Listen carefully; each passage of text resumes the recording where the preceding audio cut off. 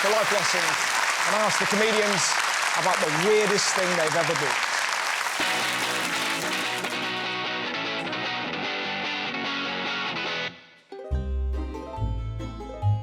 The weirdest thing I've ever spent money on is a taxidermy goat's head that stinks. It was £161.25 from eBay.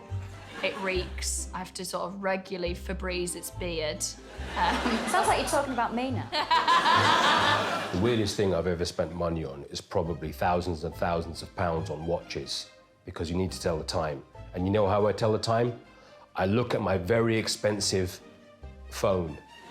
The weirdest thing I ever spent money on was a penis reduction. I had jawline fillers that didn't work out. They just stayed as two little lumps in my jaw.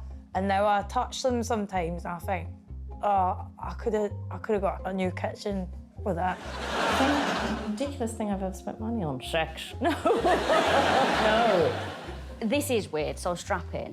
So I bought a coffin, a Spanish coffin that I used to use as an ottoman at the end of my bed. And the reason that I knew it was a Spanish coffin was because the person that I bought it off, their father had been Spanish and had died, and he'd been laid out in that coffin.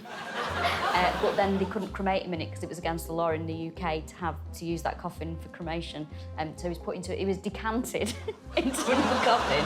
That coffin was then cleaned out thoroughly, and I then used it to store linen in. The weirdest thing I ever spent money on was a bootleg, unauthorized toy version of myself.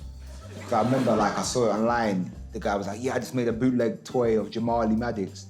And I messaged him. So I've been like, yo, that's really cool, expecting him to send it to me. And I was like, oh, where can I get it from? He goes, eBay. He made me buy an unauthorized toy version of myself. He wouldn't give it to me for free. So I bought it.